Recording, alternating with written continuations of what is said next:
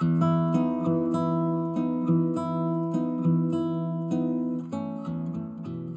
reading from the book of the prophet Isaiah. Comfort, give comfort to my people, says your God. Speak tenderly to Jerusalem and proclaim to her that her service is at an end. Her guilt is expiated.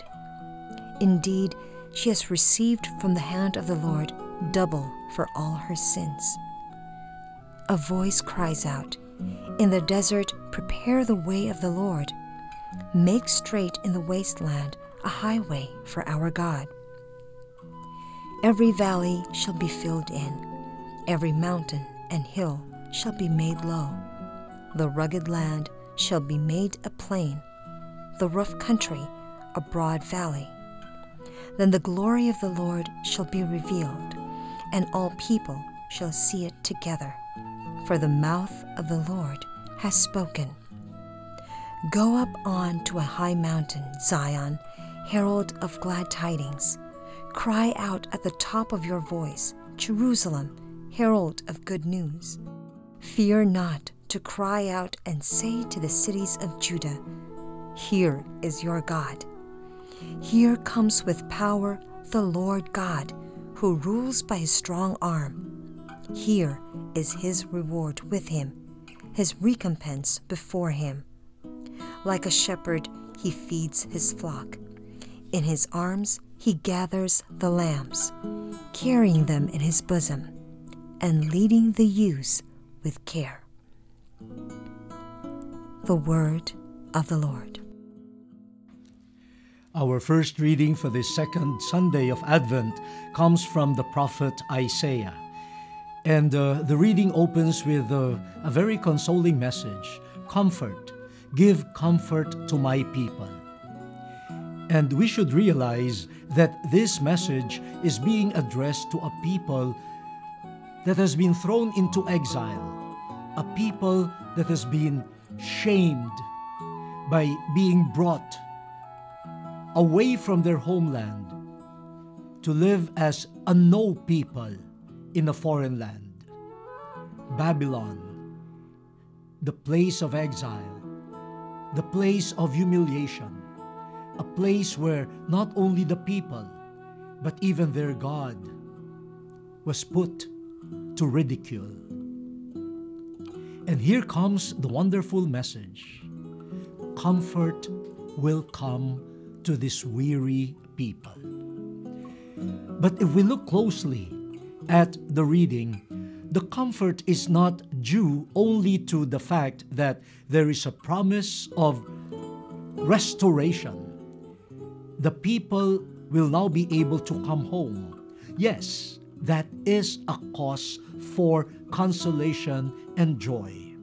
But if we look closely at the text, we are given a wonderful lesson on the quality of Advent preparation that we should acquire. Comfort will come to the people because here is our God. Our God comes. He comes with power. He comes with vindication for His name and for His people. In other words, the real focus of joy and comfort is the one who is coming to His people. God, no less than God, no other than God. God who has not removed His gaze on His people, even in exile. The God who knows what His people has been suffering. God is there all along. And now, at this blessed moment, God will come. And Israel is being asked to go now to the high places, to the hills, to the mountains, and as though seeing God walking from afar, but surely coming to His people, they should already start proclaiming the good news. We can see God. He is really coming. And He will lead His people back to Jerusalem. Oh, dear brothers and sisters, focus our attention on the one who is coming, the Lord. And He comes to His people so that He can lead His people home. So it is not God who will be claiming Jerusalem again. God is claiming Jerusalem again for His beloved people. God will come to take His tired, wounded people back home. My dear brothers and sisters, we might be busy focusing on our preparation for the birth of the Lord, but let me ask you, are we focused on Him who is coming? Or are we tempted to focus our attention on the peripheral matters, and then we forget God, and our eyes are turned to many things, sales, decorations, new clothes, new forms of gifts, but then we don't see the Lord. And because we don't see Him, there is nothing to proclaim.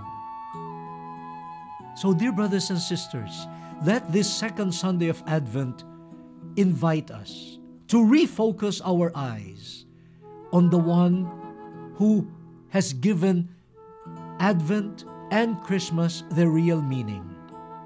The Lord is coming to us, and He comes for a purpose. He will lead us home. He will bring us back to where we belong.